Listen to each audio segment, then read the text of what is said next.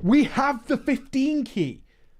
This is the golden ticket. I want my reward. I don't care who you are, and I don't want to know you after this. I met real elitists. Holy shit.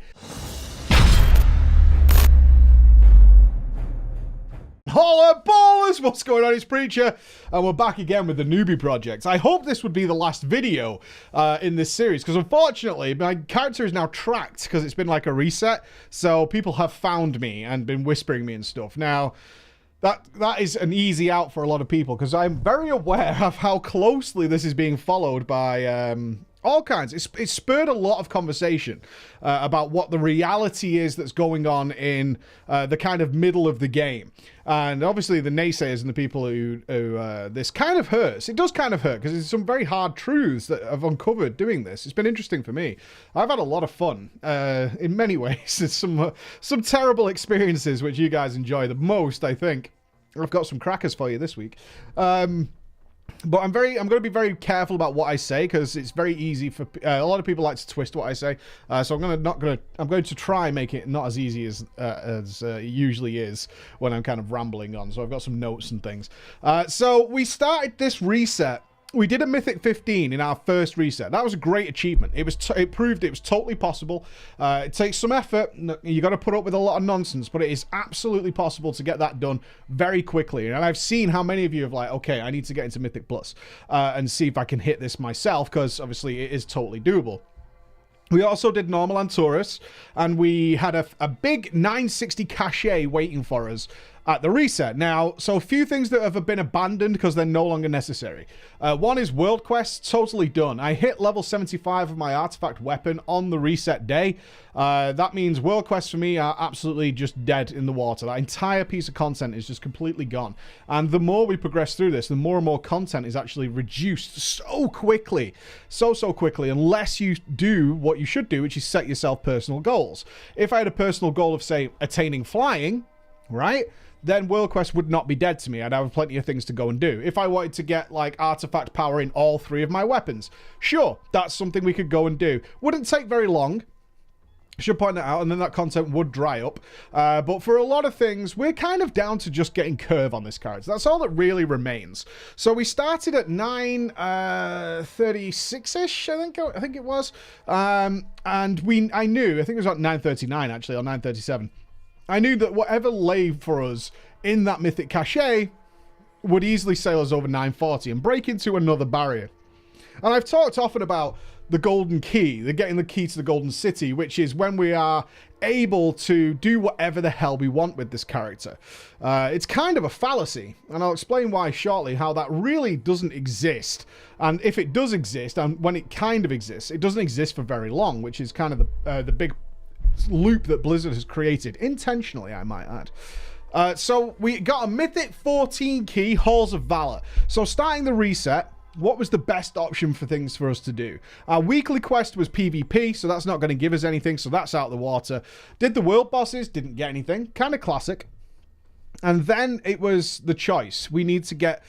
if we're being realistic, what we should do is get the stuff we know we can do out of the way, and then move on to the things that we are struggling to get done, which would be a heroic Antaurus. So first things first, we dived into a normal Antaurus. Unknowingly, by sailing over 940, we got a 960 belt. That gave us like 943.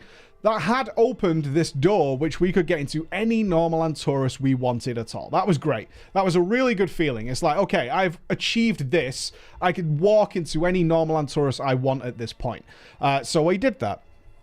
And then the realization hits you that while I've had this milestone of being able to walk into these groups, we're still in the same world, and that's not gonna change. We're still in the same pug world. So despite me progressing forward and taking steps, I've not left anywhere. Which is why I see this world, this solo, sort of like solo adventure world, where it's excruciatingly selfish, and you're like this lone adventurer in World of Warcraft, is just a circle. You're just walking in a circle all the time, because at no point do you break away from there unless you decide to do it. Unless you decide to break off and join a guild. Okay, you get out of the circle and you walk somewhere else. I get a group of friends and I go, like, it's a heavy Mythic Plus. I break out of that. If I go for heavy PvP, I break out of that, join a PvP guild maybe, do some arenas and things like that. You break away from the circle. But if you decide, which a lot of players have decided to do, which is, I don't want anything to do with the guild. I don't want anything to do with other players. I am me in the solo world. And if we're to believe, which is difficult statistically to back up, but if we're to believe this is actually the vast majority of the player base, then this player base just walks in circles endlessly. And this circle consists of, generally, from everything I'm seeing and experiencing, it's I get as much gear as I can to make it easier next reset to get more gear, to get as much gear as I can, to make it easier next reset to get more. But you're never leaving this world. This selfish, pug, bad player world, which still takes an absorbent amount of time to get basically scrap gear. If we look at what is attainable in the game right now, you're walking endlessly to achieve very little. I was looking for different comparisons that I thought would drive the effect home, and I thought of a couple. One of them is what I see in this whole world is akin to walking into a casino, and some of you might not have done that, but I'm sure you've seen them in movies and whatever, and people just pulling slot machines. Like this, right? Over and over and over and over again. They're just pulling slot machines. And they're hoping to win. But what they're going to win usually isn't particularly good, but it is going to make them probably higher up than what they were. But what they're going to do after that, they're just going to keep pulling the slot machine. It's how casinos win. And this process is actually very easy, but time consuming. So doing this, putting like your quarter in, or your pound if you're UK or whatever, or your euro, and pulling the lever is a very simple act. I don't need to learn anything. I don't need to get better at it. I just do this. This is easy. This is the cookie clicker we were talking about. And what do I do when I win? Well, smart people don't play at all, right? The smart people don't play at all. Is they win something and then they just continue to do it over and over again, and the cycle repeats. It is also very akin to me of when you meet people who've done a particularly dead-end job for the vast majority of their lives and just getting the paycheck. Right? And they're just chasing the next paycheck, and they live paycheck to paycheck. You've probably heard that many times. So if we think of the Mythic Plus cachet kind of as the paycheck, you go through a huge amount of stuff to get a paycheck which kind of moves you forward, but it doesn't. It actually doesn't move you anywhere. You still stay in this circle. But next week you get another paycheck, and it personally moves you forward. But realistically, it doesn't actually move you anywhere because everybody moved forward with you. And that's the difference. As you moved forward, so did everybody else. And therefore, you're all keeping the same sort of pace until you decide to break out of that. So this is the kind of world we live in. Painfully self-centered, and reinforced by Blizzard with that way. Like, how quick people will resort to dropping to their knees and begging to get something. I had one guy, I got a necklace at some point this reset, and I needed it, and the begging that came with it, the guy gave me like the full sob story. And if any of you have ever been approached by a professional beggar, we could call them that, who is telling you that their daughter has broken their leg and they need money to get on the bus to go to the hospital, it's a very classic thing in the UK to hear that. It's that kind of attitude, the sob stories, the whole thing, and you're like, dude, this is a fucking pixelated necklace, man. Do you want, there's nothing wrong with asking, hey, do you need that? And me saying no, but then to, you know, and players en masse will drop to their knees and beg you to give them the thing so they can increase there's no self-respect or anything. And it's utterly gross. It's really gross when you see it, because ultimately you also realize is these guys are begging and pleading and throwing every self-respect or self-worth out of the window for something that's not very good in the first place, right? So you might be asking for £1 or a euro or $1, and you're like, dude, man, it's pretty sad. It is pretty sad to see, but the game reinforces it. So the game is partly at fault here, as is the community. There's no, it's Blizzard's fault, it's the community's fault. It's both hand in hand are giving this idea away. Okay, so we had a Halls of Valor 14. I was over the moon. It's Fortified Week. It's Sanguine and Sanguine and Necrotic. So pretty easy in Halls of Valor. That's like a really easy key. Not only that, Halls of Valor has one of the most lenient timers in the game. So full marks. I was really happy to get this because I thought the chances of not at least beating the timer were excruciatingly low. Like, classically, I'm used to finishing Halls of Valor with like 15-20 minutes left, right? But of course, I was aware we were in the pug world. But as it's non-tyrannical Halls of Valor, I thought, hey, this is going to be fine. Not the case. Not the case. There's no such thing as a free win. And it became very apparent this week that while there's absolutely some weeks that are more difficult than others because of the affixes, they aren't really what caused the problem. The affixes aren't really what causes the problem. In reality, they're not. I've seen discussions break out about Tyrannical and Fortify because Blizzard's obviously going to start doing that from like level 2, so it gradually increases. That might help a little bit. But the big problem is nobody knows what's going on in most dungeons in this world. In any way, shape, or form. So what Fortified and Tyrannical is actually doing is making people aware of things, or killing people is actually a more correct way of saying this. Killing people using mechanics that have existed since Heroic, right? They've existed since the first implementation of this dungeon. And this dungeon has been out for a long, long time, man. This is ever since Legion started, Halls of Valor has existed. And what Fortified and Tyrannical really do is change those mechanics from something that are so useless and worthless that you can completely ignore them and not even be aware they exist to something that's actually deadly now. Like, you need to be aware this does it. And there was no learning to be done. So the Halls of Valor we finished with 9 seconds remaining, and there's like 30 deaths in there. And they were all from just the basic things that these mobs do. So your penetrating shots, things like that, the AoE stun, and so on and so forth. And I'm not saying these things are particularly easy, but they're all things that a lot of it is purely avoidable. And this has got me thinking about other affixes. Like, people hate Grievous. But Grievous is actually really a problem either when you get really high keys, so normal things that you can't avoid hit really hard. But we're not in that world. We're in like the 13 to 15 world, which on average I would say we're about as difficult as a TBC Heroic. Realistically, they're about that difficult, if not easier than a TBC Heroic at launch. And what we're seeing is just people's ignorance of what goes on in the dungeon be found out. Like, they don't know what it does.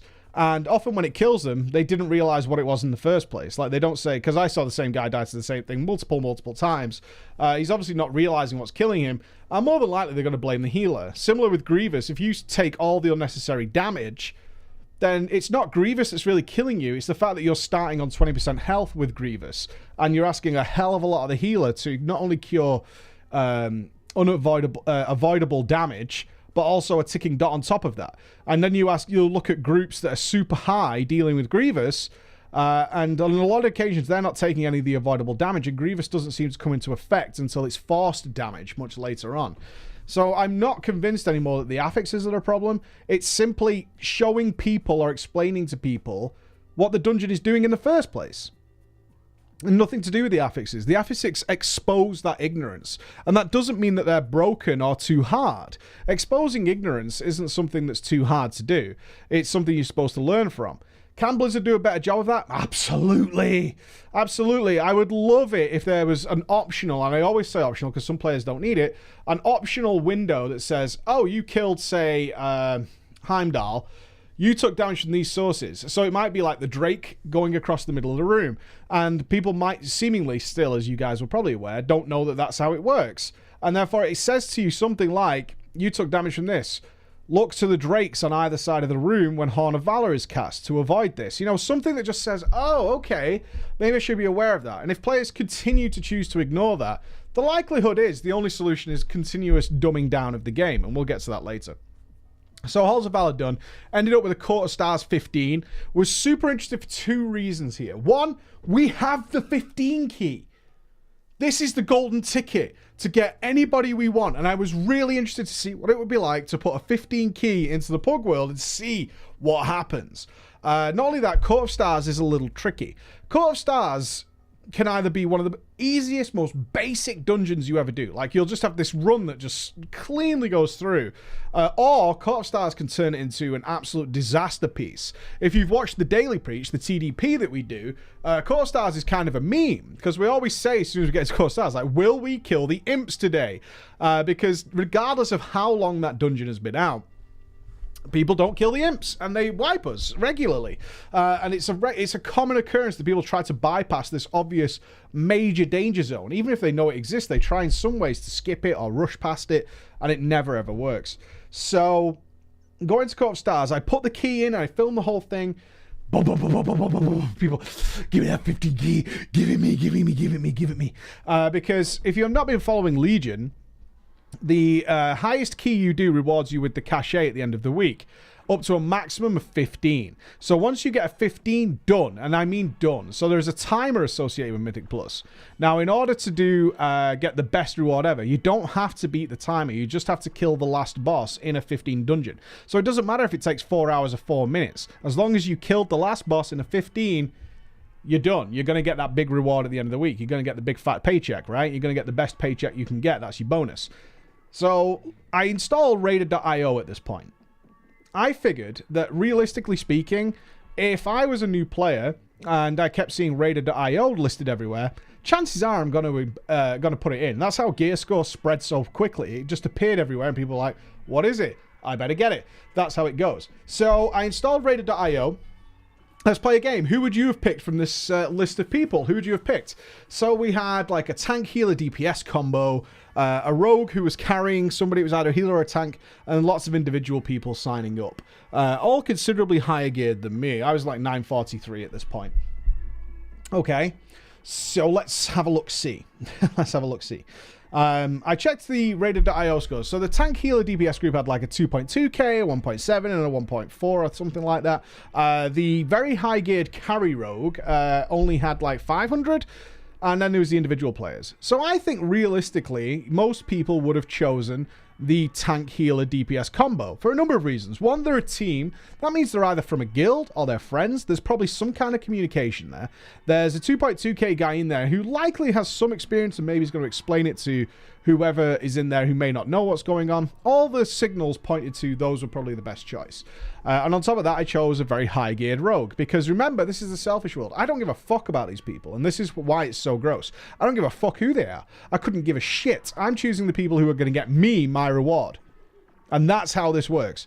I want my reward. I don't care who you are, and I don't want to know you after this. And the game reinforces this idea. It's very horrible. So in we went, and I present to you, ladies and gentlemen, the worst Court of Stars in the history of the game.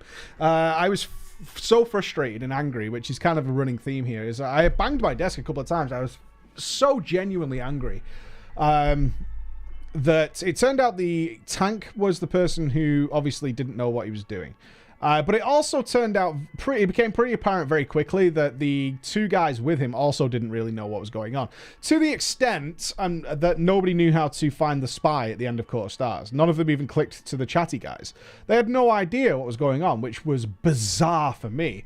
And I know that they were trying to explain how the prop paladin, the tank, could find him on his own, because they didn't speak English, and I have no doubt that a lot of the problems in here were being blamed on me.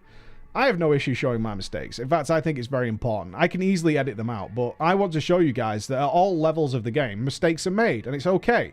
Don't beat yourself up and give up because you make an error. It's fine. Recognizing the error is the important thing. But I definitely saw comments about Doom Guards, blah blah blah blah blah. I had to use a Doom Guard in here instead of my Infernal because nobody interrupted. In a dungeon run of a prop paladin, a rogue, and a rep paladin, there was a lack of interrupts, and I was just like, I'm doomed. I knew from the first, you can tell, right? You get this instinct very early on that I knew I was fucked as soon as we'd gone over the first bridge. I knew it. I just knew we were completely fucked. That I had made, that this was just not going to work out. So about 10 minutes in, the rogue left the group, and I was so angry because I had visions of going back to the 17 Mythic Pluses we had to do last reset in order to reach the 15. I had visions that I was just going to go up and down, up and down, up and down. But as it is the mystical 15 key, They didn't leave. They wanted to 4-man the remainder of the dungeon, which no one told me or asked me or anything. They were just going to do it, and I was tagging along. So I did. And we did 4-man it. And you could tell by the bosses and the positioning of the players and whatnot that they didn't know what was going on in the dungeon or how to tackle it. Some of the weirdest trash positions I've ever done in Court of Stars. Like going up the stairs. It was all sorts. You guys can see it. It's a very, very weird experience. To play a dungeon you've played probably... I mean, I've wiped and had horrible runs even on stream in Court of Stars many, many times. But to do it, to see a dungeon from a whole different light is a different thing completely. That was a very weird experience. But we got the 15 done. Now, this is kind of progress. And it comes back to what I was saying at the beginning. We have done our Mythic 15 now in 2 dungeons instead of 17. That is progress. But we're still here. We're still suffering the same frustrations and the same wasted time that we were doing previously. That hasn't changed. We personally have moved on, but this circle, it remains completely intact, unmoving, immovable. The unstoppable circle of the treadmill going round and round. Normal Taurus was similar. It took us like 3 or 4 hours to do normal Taurus. And I met real elitists. Oh my god, it was so weird. I met real elitists. Holy shit. So the problem with this gear to get gear, gear to get gear with no actual goal, there's no finish line, right? But there is a natural end product of player that has been bombarded year on year by the selfish, I'm better because of my item level mentality that has been reinforced and reinforced and reinforced and reinforced. And they've started getting into like the instant Zerg groups and stuff, but they're still fucking terrible. And that's the interesting thing. All it takes in the current game is time. It takes time. The more you throw time at the game, you will get loots from personal loot. Even if you only kill 1 boss, you will get something. Your item level will go up. If you do some mythic bosses, you will get a cachet and it will go up. And ultimately, achieving something like 960, you don't have to do fucking much of anything to do that, right? It just takes time. If you've got time, in a few weeks, we would naturally be there without ever getting curved. We would naturally reach that level. And we wouldn't have to learn a fucking thing. If we get into a group, example of the personal loot reward, which is a hot topic right now, and this is why people, I think, are championing this, because they've benefited from it, is they've joined groups, they've been fucking garbage, died at the beginning of the fight, whatever, and then maybe even kicked or removed from the group afterwards, but it doesn't matter, because with the personal loot system, they're still being rewarded for it. They're still getting that chance. That's the same as the guys who actually killed the boss. Right? And I see this a lot is, if I was present at a boss kill, I deserve an equal and opportune chance at a reward for doing the boss. Bullshit you do. It's like, it's very convenient how quickly people forget what the word carry is. I see it used every single fucking day, every half hour on most forums, the word carry gets thrown up, but it's very convenient to forget that when it suits you. When it suits you, it's very easy to forget that. So there's a huge, so the natural end product of this system are these guys. And these guys, why normal took us 3 or 4 hours wasn't because the group was bad. It was because of these guys who the group wasn't good enough. That's real elitism. Your group is fine. It's not good enough for me. And it's like, oh shit, this guy is fucking serious, dude. So what would happen is we would kill a boss, no wipe. You know, maybe a guy died, but he died with nonetheless no problems. And then people would leave. And I was like, wait a minute. I'm used to people, after doing this, I'm used to people leaving as soon as there's a wipe. Fine. Makes sense. I get it. People leave as soon as there's a wipe. Group's not good enough. I'm out. But this wasn't the case. And then about 6 or 7 people would join. And these guys were all like 950 to 967. That high. They would join. They would kill the boss. We would kill the boss. Boss would be fine. Then they would leave again. And then it would happen again. And this is what led to the 3 or 4 hour normal on Taurus, is this sitting around refilling the group every time. So after a couple of times, I whispered them. I'm not exposing names. And that's where I was told by a couple of them, it was like, DPS is too low. Like, you joined a normal and Taurus pug. And you don't stay for less than 2 million DPS out of everybody. It's like, what is the equivalency here? What is the equivalency? And the only equivalency I could think of is the dudes who hang over Hellfire Peninsula on capped geared characters killing lobies. That's you. Because that guy thinks he's a fucking PvP monster. The Scourge of Hellfire Citadel.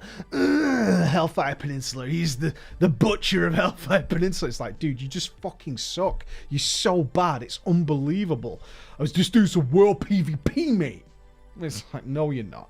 You're ganking shithouses. And that's what these guys are doing as well. They come in, they're usually not top of the damage either, which is a big ego boost. A big kick in the ego, actually. And then they leave. So this happened over and over and over and over and over again. But we got through normal Ansaurus. No upgrades. Bit of a shame. And nothing from Mythic Plus either. So we were kind of stuck. All in all, we'd hit about 944 with everything we could do. And our only goal remaining, we've got our Mythic 15 done. That's done. We've got normal Ansaurus done. It's out of the way. Our final step then is to hit Heroic. So Curve is our next goal. And it dawned on me that Heroic is essentially going to be the same as what we did with Mythic Plus last week. Now, I have to be very careful about what I say here. It's going to come down to a little bit of luck. Now, an easy thing to think about here is that if I'm saying it comes down to a bit of luck, awesome luck, then actually player skill is irrelevant, right, Mike? Is that the conclusion here? Player skill is irrelevant, and that is absolutely not the case. But you can easily be forgiven for thinking that straight off the bat. An immediate thought would be, well, if it's down to luck, then me being good actually doesn't really matter, right? No, because the luck you're looking for is to be grouped with other good players. And if you're not getting good, then you see what I'm saying. If you're one of the bad players, then that's not going to help your odds at all. What you're hoping for is because Heroic can be carried by only a few people knowing really what's happening, depending on the size of the group. And the rest of the guys can die at some point, no big deal. So no, that's not the case. Although it immediately seems that way. Like, player skill is irrelevant at this point. No, it's not, actually. We're just hoping to be grouped with other decent players. That's all we're after. And I'm not the best Affliction Warlock by any means, not even close. But we're hoping for good players who can, handle the fights and do decently well. And therefore, if you try and denounce player skill because it doesn't really help me, then it's only worse. It only makes the situation worse. Now, I need to be very clear on this, because this is as true as I can say this. We're not playing with the whole player base. This is crucially important to what I'm about to say. We're only playing with the player base that is in this circle. How many people are in this endless loop? We believe it to be the majority of the player base. It might not be. But there are also people who play WoW differently. There's people like me who play in raiding guilds and don't play anything like these guys. There are people who do other things. There are people who just pet battle and do whatever. Those all play in different spheres, and they're outside of this circle. But I can easily say, without a shadow of a doubt, that 4 out of 5 players within the circle are not bad. Bad's not fair. I catastrophically bad. It has to be said, catastrophically bad. And what I mean is, and now this is where people try assigning blame, but I'm talking about 80% of the people who are within this circle. 80%, right? So these aren't the guys who are grouping with friends. They don't play with friends. These are these lonesome heroes of WoW. And I can easily say 4 out of 5 of them are terrible. And that not only do they not know what's happening with bosses, right? Which I'm going to show you in the background. So before we get too far into this, is it difficult to join Heroic Ansaurus even with 945 or whatever? No, it's not. That's not true. That is absolutely not true. I joined loads of Heroic pugs. What the reality is joining a pug that's going to one-shot and essentially carry you all the way to the end, that's hard because they don't want to carry you. Why would they? The 960 Zerg groups and whatever are people who don't really want gear from Heroic Ansaurus. There's a number of reasons those guys are in there. They might be waiting for some Titan Forged. They might be collecting Awakening Essences. They might be filling in the blanks. So it might be people like my mage this week, my main character, only killed Argus Mythic this week. It was the only character I was needed on. So I haven't killed 10 out of the 11 bosses in Ansaurus this week. So maybe I'm going to join a Heroic pug, right? Maybe I'm already geared and I just want to get it out of the way fast, right? I want to get it done because I'm going to get trinket upgrades, maybe get an Amanthul's, something like that. Those guys aren't looking to gear up, really, in Heroic Ansaurus. They're after usually something specific. But for the groups that you're supposed to be in, as we talked about this last week, the groups that you're supposed to be in, which are the guys who are trying to get gear out of Heroic Ansaurus, That's no problem at all. There's loads and loads of them. It was never an issue at any point I logged on to get in there. But it's you're playing with 4 out of 5 awful players. Really bad. I am the shit now at Garothi Worldbreaker Heroic, though. If you ever need help with Garothi Worldbreaker, call your boy. I got this. I got this. I would say I spent something like 15 or 16 hours doing Heroic on Taurus this week and killed 4 bosses. And this was another big realization. And it really flies in the face of everything you've heard about people's views on Mythic raiding. Now, I know a lot of people don't have that kind of time to throw in there, but there are plenty of people do. But I would say once you kind of get to about 940 or even mid 930 and you're really looking at higher end content to actually progress your character in any way, the amount of time you actually spend playing the game if you want to do stuff drops to something like 10 or 20% of your online time is actually playing the game. I have watched a lot of Netflix movies doing this project, which hasn't been that fun. It's actually really unhealthy as well. You don't get to get up and walk around and do anything because something might happen in the next few seconds. But to give you an explanation of how I arrive at those numbers, realistically speaking, what happens is you pull the boss, there's usually a wipe, right? So that might be 3 or 4 minutes into the fight, there's a wipe. And then you're talking a good 10, 15 minutes sometimes to refill that group. Then maybe you'll have another go, and then that's a wipe early on. Portal Keeper Hazabel was a massive block for me. I must have pulled Portal Keeper Hazabel Heroic 20 times over the last couple of days in a variety of different groups who just didn't know what to do.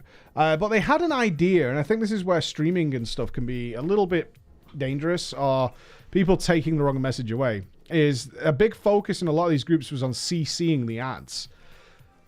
There was never a mention of actually killing the ads, which was baffling me because I was like, at a certain point, I was just like, you have to kill them as well. So there was like a mage who was telling me that he was CCing the ads. I was like, what does that mean? What are you doing to these ads?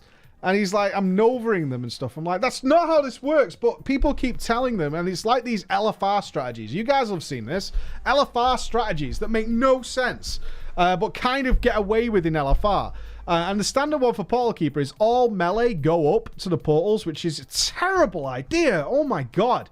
And all range stay down. And I'm like, what? You don't want to do that, dude. I knew it was a disaster every time that call was made. And then I would check the damage meters multiple times. It'd be like 4 people tried to kill the ads out of the like 6 or 7 that were downstairs. And then people were like, well, I'm CCing them. And most of the time it meant they interrupted an ad at some point, but that was about it. They didn't try and kill them or anything. I'm like, you have to kill them as well. You can't just CC frost novering them. What does that do? What are you doing? Right? I stunned them. Did you damage them? No, I was killing the boss. It's like, oh man. Woo! You can tell I'm frustrated, but 20 pulls it took me to get Portal Keeper Heroic down. Mother of fucking Christ. But this comes down to what I was saying. It's like, people look at Mythic Raiders as basement-dwelling nerds, right? Raiding all the time. I've never been more clear in my mind of how little I play WoW in comparison to the guys who aren't Mythic Raiders. It's so far the other end of the spectrum, it's not even funny. It's not even close. And Mythic Raiders, you'll probably think, well, I had to grind the shit out of AP and I did loads of Mars and Souls and stuff. You did. You don't play anywhere near as much as some of these guys. Not even fucking close. It's not even in the same sport, dude. You are playing a different game entirely. The longest I spent in front of Portal Keeper was about 1 hour and 40 minutes. And you might say, why don't you just leave? Because the cycle is the same in pretty much every group. Unless you get very lucky, like we did last week with Mythic Plus 15, you're just kind of in the same loop. You join different names, totally unrecognizable, but basically the same players who are doing the same mistakes over and over again. These are all different groups I'm showing you now, all making the same errors. Can't kill Fellhounds, can't do this, can't do that, so on and so forth. A real tragic shame of what's going on. So anyway, that's kind of where we're up to at this point. I do not have Curve yet, but we will get it. And I don't want to finish this project before getting it, because I think mainly just for the naysayers, we're obviously going to get Curve at some point. We can get into heroic groups pretty easily. We just have to get into the one that kills Argus. That's it. There's no more mystery to it than that. But I think if we go away, it's like not even Preach could get heroic Curve on and all, then people would easily try and dismiss everything we're doing here. can Blizzard do anything about this? Again, this is more for the conclusions video, but yes and no. Yes and no. And there's always caveats with it. So people have blamed Titan Forging pretty heavily. I've been following the gear inflation thread that's got my name on it on Mojamp. Thanks for that, by the way. But it's, in fact, most of the comments are really good. Some good discussion going on.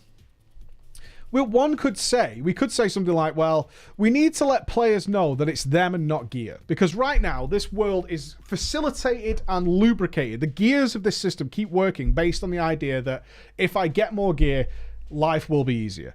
That's not really true at all, right? There's a slim chance. It's like the actress who got picked up at the side of the road and became a millionaire superstar actress, right? That does happen, but it's really the exception.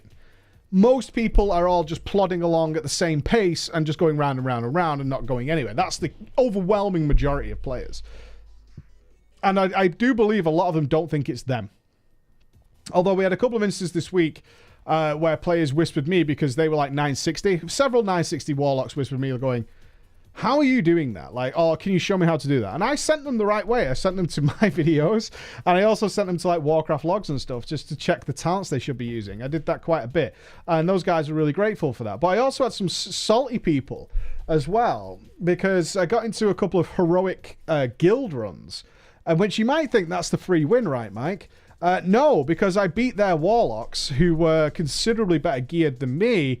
That didn't go down well. You might think that would get me an invite into their guild, right? Like, maybe we should bring this guy in. But no, because they were buddy-buddy, in fact, they got angry.